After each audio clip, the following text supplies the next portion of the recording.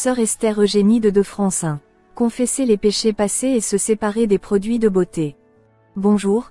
Je m'appelle Esther. Je suis un ancien croyant catholique. C'est dans cette religion que j'ai reçu mon premier baptême et mon premier catéchisme. Lorsque j'ai voyagé en Europe, j'étais encore un fidèle catholique même si je n'allais plus à l'église. Au fil du temps, un ami m'a dit, puisque vous ne fréquentez plus l'église catholique et que vous êtes en vacances-travail et que vous restez à la maison, il y a une église de réveil à l'arrière de chez vous où je prie. Permettez-moi de vous inviter à notre église évangélique.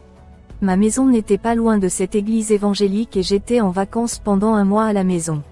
J'ai accepté l'invitation de mon ami à fréquenter cette église évangélique. Quand j'ai rejoint cette église, j'ai consacré ma vie sérieusement au Seigneur et je suis devenu un membre fervent de cette église, assistant régulièrement à tous les services. Des mois après être venu au Seigneur et avoir rejoint l'église évangélique, j'ai commencé à faire face à l'adversité et à l'oppression démoniaque. L'Écriture dit dans Matthieu 10h34, « Ne pensez pas que je suis venu apporter la paix sur la terre. Je ne suis pas venu apporter la paix mais une épée. » Au milieu de la bataille, j'ai rencontré un homme de Dieu qui m'a donné le passage de Marc 16h17-18, « Et ces signes accompagneront ceux qui croiront. En mon nom ils chasseront les démons. Ils saisiront des serpents, et s'ils boivent quelque chose de mortel, cela ne leur fera aucun mal. » Le pasteur m'a demandé d'invoquer le sang de Jésus. Ce sont là les deux armes que l'homme de Dieu m'a révélées, le nom et le sang de Jésus. Il m'a demandé d'utiliser ces armes dans la bataille à laquelle je faisais face. En vérité, je ne savais pas prier car je venais de l'église catholique. J'utilisais des versets bibliques que le pasteur m'avait donnés. La bataille fut intense. Pendant ce temps, mon ami a reçu la visite de sa mère qui venait du Congo et lorsque sa mère a entendu parler de mon adversité, elle m'a dit, « Ce que tu vis s'appelle un conflit spirituel. C'est une situation où vous devez vous lever, vous battre pour vous-même et construire une vie de prière chez vous. » J'ai été encouragé par cette dame et je me suis levé chez moi dans une bataille spirituelle. J'ai persévéré dans la prière. La dame m'a dit, « J'ai prié dans le ministère du combat spirituel pendant des années. Je veux que vous rejoigniez le ministère de guerre spirituelle. » J'ai suivi ses conseils et j'ai rejoint le ministère de combat spirituel dans l'église où j'ai beaucoup appris sur la prière et le combat spirituel. Vous devez construire une forte vie de prière à la maison. Chaque fois que j'assistais à un enseignement dans l'église, quoi que j'écrive dans mon cahier, le Saint-Esprit venait clarifier ce que j'entendais dans l'église. L'Esprit de Dieu est mon professeur car il m'a parlé et m'a enseigné à la maison. Une vie de prière dédiée permet aux enfants de Dieu d'entendre la voix de l'Esprit. Chaque année, je bénéficie d'un mois de vacances. Je voyage toujours avec mes enfants dans différentes villes de France en vacances. Cette fois-ci, j'ai commencé à expérimenter le combat spirituel en voyageant. Lorsque nous étions sur le point de voyager, j'ai commencé à avoir de la fièvre. Néanmoins, j'ai quand même voyagé avec mes enfants à Toulouse. Et quand les enfants revenaient de visite en ville, j'avais déjà de la fièvre. Je ne pouvais pas parler et me lever. J'étais allongé sur le lit et j'avais le souffle court. Le soir, mes enfants disaient, « Maman, il faut prier avant de dormir. » Comme j'avais le souffle court, je leur ai dit, « Priez simplement mes enfants, je ne peux pas parler. » Quand les enfants ont commencé à prier, je regardais simplement. Et une fois la prière terminée, nous nous sommes endormis. Et quand nous dormirons, bien-aimés, quand nous mourrons, nous penserons que cela n'arrive pas car c'est comme un rêve. En fin de compte, nous en arriverons à accepter que la mort est arrivée. Pendant que nous dormions, je rêvais que j'allais assister à un concert de musique du monde que donnait un musicien congolais. En fait, lorsque j'étais croyant catholique, ma vie était entièrement consacrée aux concerts de célébrités mondiales. J'assistais régulièrement à des spectacles musicaux et à des concerts. J'ai adopté ce mode de vie dès mon arrivée à Paris. C'est en 2000 que l'Esprit de Dieu m'a libéré de ce style de vie lorsque je suis arrivé à l'église. J'ai vu dans ce rêve que j'assistais à un concert de musiciens du monde alors que j'avais déjà abandonné ce style de vie. J'étais à ce concert musical. Puis je suis sorti de la salle de concert. Immédiatement, j'ai commencé à voir quelque chose de suspect. Quand je marchais dans la rue, j'ai remarqué que certaines personnes pouvaient me voir mais que la majorité des gens ne pouvaient pas me voir. J'étais abasourdi. J'ai essayé de parler à un homme dans la rue. Il était clair qu'il ne pouvait pas me voir et me parler. Je paniquais. C'était tellement étrange de voir des gens que j'essayais de parler pour m'être indifférent. Ils ne pouvaient ni m'entendre ni me voir. Je me suis demandé pourquoi je pouvais voir ces gens mais eux ne peuvent pas me voir. Chaque fois que je rencontrais les personnes qui pouvaient me voir, je voyais que parmi eux se trouvaient des personnes décédées que je connaissais très bien. Je me demande pourquoi je peux voir et parler à des gens qui sont déjà morts et enterrés. Puis j'ai vu mon cousin. J'ai essayé de l'appeler mais elle ne pouvait ni me voir ni m'entendre. Je me suis demandé, suis-je devenu invisible ou quoi? À ce moment-là, je me suis rendu compte que j'étais mort. Je me suis exclamé, ô Jésus-Christ, je suis mort. C'est pourquoi je peux voir des gens morts. J'ai dit, Seigneur, je suis mort juste comme ça. Et tu n'as prévenu personne. Vous auriez dû révéler ma mort imminente à mes frères et sœurs d'église afin que nous puissions révoquer la mort dans la prière. Aucun des frères ne m'a parlé de l'esprit de mort qui me poursuit. Et moi-même, je n'ai rien vu. Ô Seigneur, je suis mort juste comme ça. Lorsque j'ai prononcé ces mots avec beaucoup d'émotion et de tension, je me suis soudainement réveillé avec une peur intense. Et j'ai commencé à toucher mes enfants pour m'assurer que j'étais capable de toucher la matière physique. Et pour m'assurer que je n'étais pas mort. Finalement, j'ai vu que c'était un rêve et j'ai retrouvé la paix. Quand j'ai vu que j'étais vraiment vivant, je me suis assis et je me suis demandé, quel est ce rêve mystérieux que je viens de faire? J'ai immédiatement entendu la voix audible du Seigneur qui disait, ma fille, tu as vu dans ce rêve que tu assistais à un concert de musique du monde. Comprenez qu'à cause des spectacles et des concerts de célébrités du monde auxquels vous assistiez dans le passé, le diable a lié votre âme alors que vous étiez encore attaché à la musique du monde. Votre âme était déjà en prison. Même si vous marchiez dans la rue et profitiez de la vie, votre âme était tourmentée à cause de la musique profane. Et quand vous êtes venu à moi, vous m'avez reçu dans votre vie comme votre Seigneur et Sauveur. Comme beaucoup de mes enfants, vous n'avez pas réussi à faire une confession détaillée. Vous n'avez pas réussi à énoncer vos péchés un par un. Vous ne m'avez pas dit de pardonner votre présence au concert.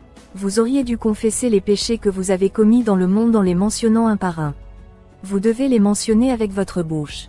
Car ces péchés sont gravés. Les hommes oublient leurs actions sous le soleil mais leurs actes sont enregistrés et gravés dans les archives du monde spirituel. Vous êtes toujours en prison dans un lieu de tourment à cause de votre attachement à la musique et aux concerts du monde. Si vous avez renoncé à assister aux concerts de musique profane dans le monde, votre âme est toujours dans le lieu des tourments en prison. C'est pourquoi vous avez vu dans ce rêve que vous êtes mort et que vous parlez à des âmes décédées. Vous devez maintenant faire une confession des péchés concernant ces concerts et boîtes de nuit auxquels vous assistiez. Vous devez témoigner de votre vie passée, mais vous n'avez pas réussi à faire un repentir méticuleux et une confession détaillée. Vous devez vous repentir et confesser vos péchés un par un. Et quand vous ne vous en souvenez plus, demandez à mon esprit de raviver votre mémoire pour vous aider à confesser ce que vous avez oublié car je sais que vous avez oublié de nombreux péchés. Frères, vous avez peut-être abandonné une habitude. En vérité, ce qui compte, c'est que vous fassiez une confession détaillée des péchés que vous avez abandonnés. Changer son mode de vie ne signifie pas que les actions passées soient effacées. Assurez-vous toujours de confesser vos péchés passés.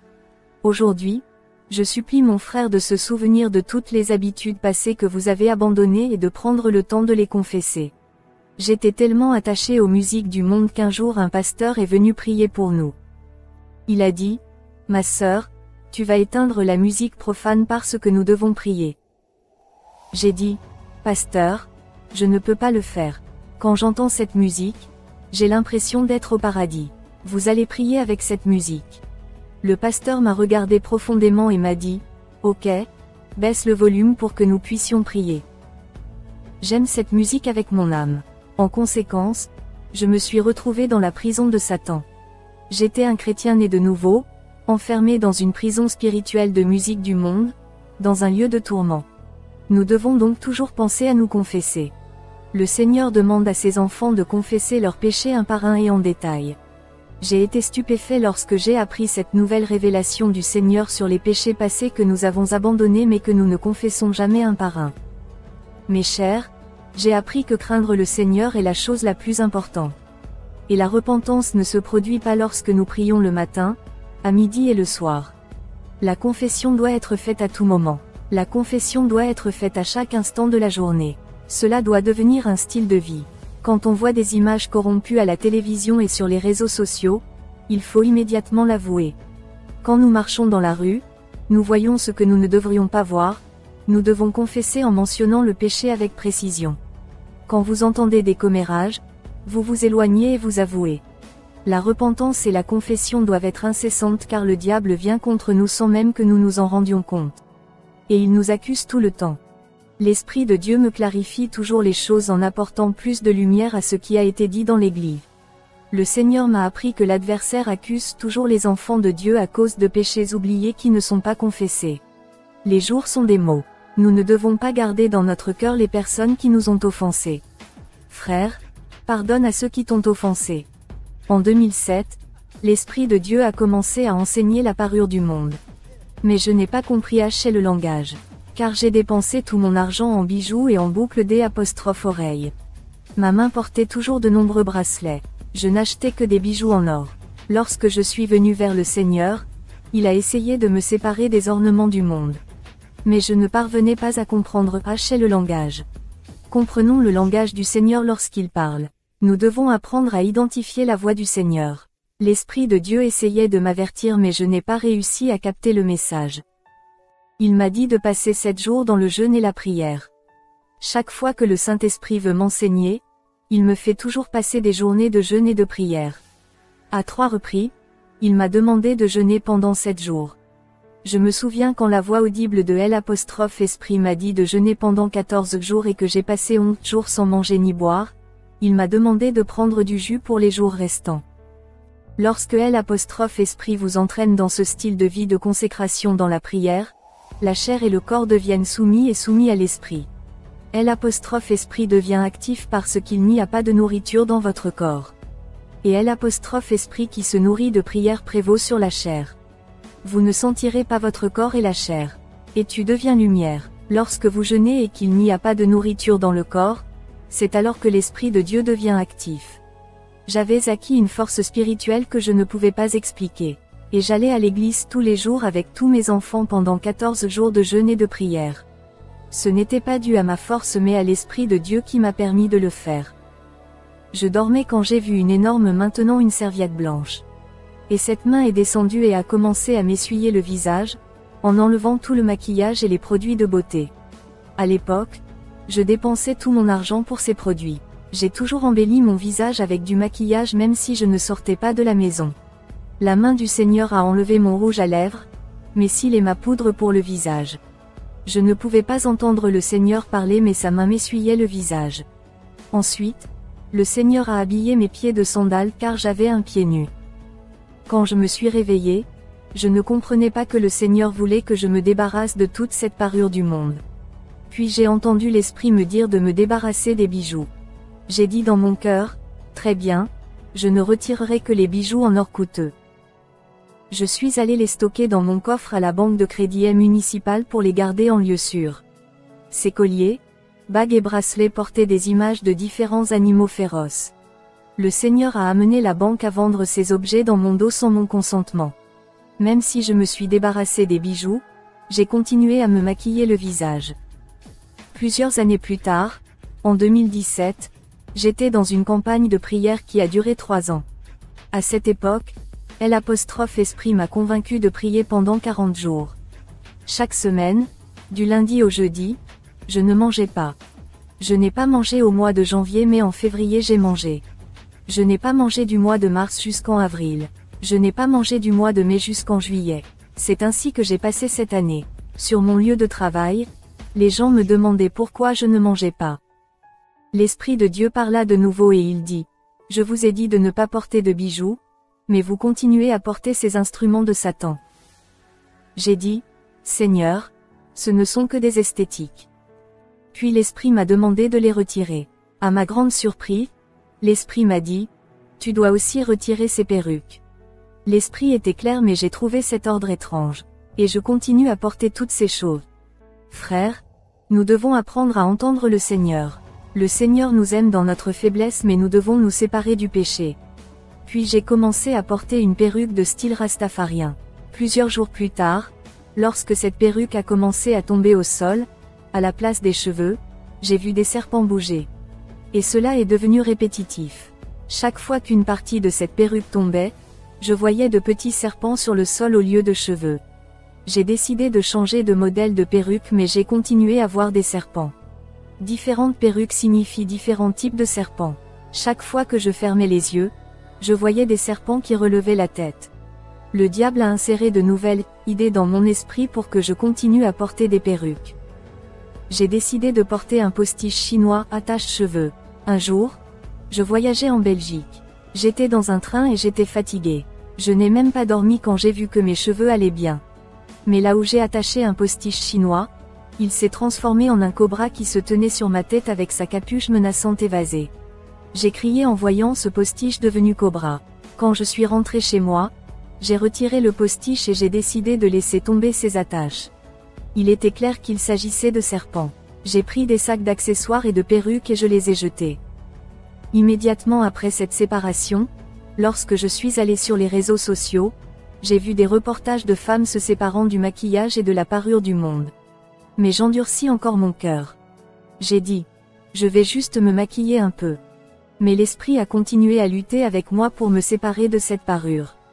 Finalement, j'ai abandonné. Plusieurs jours plus tard, alors que je suis allée assister à un culte, j'ai décidé de colorer mes yeux avec un crayon de beauté. Mais au milieu de la prière et de l'adoration, j'ai vu deux petits serpents venir autour de mes yeux. Immédiatement, j'ai supprimé ces lignes que j'avais dessinées. Fin du témoignage. Article utile sur la confession des péchés passés. Suivant.